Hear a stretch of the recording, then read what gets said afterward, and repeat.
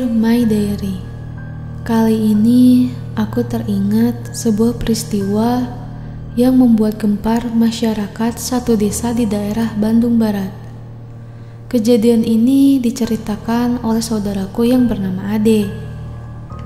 Peristiwa yang membuat geger ini diawali dari sebuah tragedi kecelakaan maut yang harus merenggut satu orang pemuda yang tertabrak di jalan raya di daerah itu. Kondisi jenazahnya yang mengenaskan dengan anggota tubuh tercerai-berai di jalanan menjadi pemandangan yang sangat mengerikan saat itu.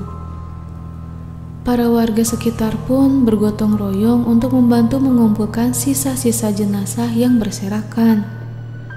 Kemudian, jenazah itu pun dibawa oleh ambulan dan semua urusan diserahkan kepada pihak yang berwajib.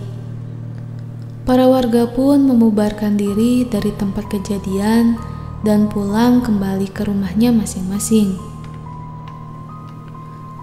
Jalanan di tempat ini memang acap kali meminta korban. Kecelakaan demi kecelakaan seringkali terjadi di tempat ini. Tapi saat itu adalah saat yang paling mengerikan. Mungkin karena kondisi jenazahnya yang hancur dan mustahil untuk dikenali, sehingga ada beberapa anggota tubuh yang tidak berhasil ditemukan oleh para warga.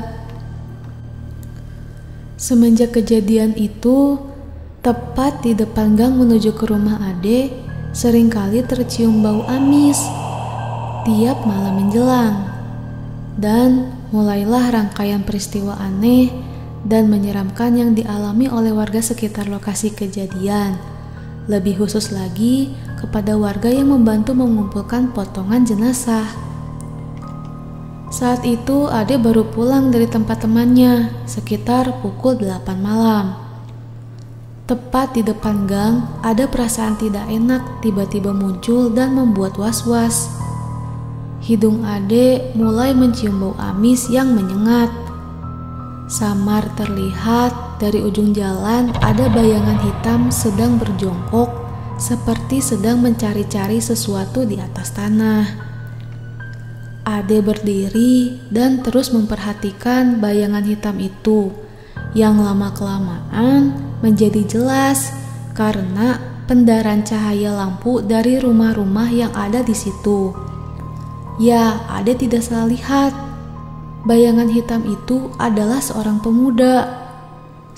pemuda yang sedang mencari-cari sesuatu di atas tanah. Ade mengurungkan niatnya untuk terus masuk ke dalam gang karena ada yang aneh dengan pemuda itu. Dari kejadian Ade melihat pakaiannya tidak biasa. Ya, pakaiannya seperti seseorang yang habis mengalami kejadian mengerikan. Pakaiannya robek, dengan noda merah seperti noda darah memenuhi seluruh pakaian si pemuda itu. Ade kemudian berbalik arah dan mengambil jalan memutar untuk pulang ke rumahnya agar tidak berpapasan dengan sosok yang aneh itu. Akhirnya Ade berhasil sampai di rumahnya tanpa berpapasan dengan sosok aneh di ujung jalan gang. Baru saja Ade menutup pintu, lalu terdengar bunyi benda jatuh di depan rumah. Dan suara ketukan di pintu.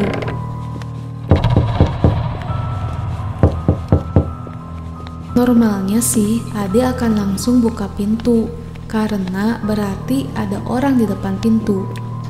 Tapi kali ini lain. Tangan Ade yang sebenarnya sudah memegang daun pintu bersiap mau membukanya, seperti tertahan.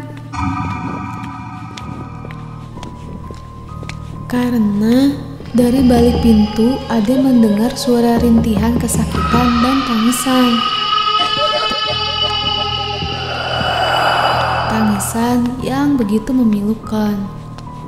Ade terdiam berusaha mendekatkan kupingnya ke pintu agar suara di balik pintu itu lebih jelas lagi terdengar. Ya, Ade tidak salah dengar. Itu adalah suara tangisan dan kesakitan. Suara tangisan itu kemudian tiba-tiba berhenti. Lalu kemudian terdengar suara parau. Tolong lihat tangan sama mata saya enggak? Tolong. Ade kaget dan mengintip dari jendela yang ditutup gorden. Setelah membuka sedikit gorden tersebut, betapa kagetnya Ade. Karena ternyata sosok di balik pintu itu adalah sosok aneh yang tadi Ade lihat di ujung gang. Ade mundur dan menjauh dari pintu itu dengan gemetaran.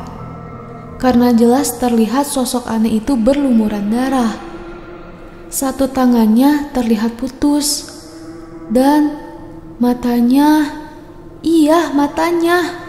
Ade tidak melihat ada mata di kepala orang itu. Ade kemudian ingat kejadian kecelakaan kemarin. Memang para warga tidak bisa menemukan tangan dan mata dari jenazah pemuda yang meninggal di jalan. Di jalan tepat di depan gang rumah Ade. Selama seminggu hampir tiap malam, semua warga di sekitar lokasi kejadian terus-menerus mendengar suara tangisan yang berasal dari depan gang. Dan bukan cuma rumah Ade yang diketuk pintunya, karena ternyata makhluk itu mengetuk semua pintu rumah warga dan menanyakan hal yang sama. Tolong lihat mata dan tangan saya enggak?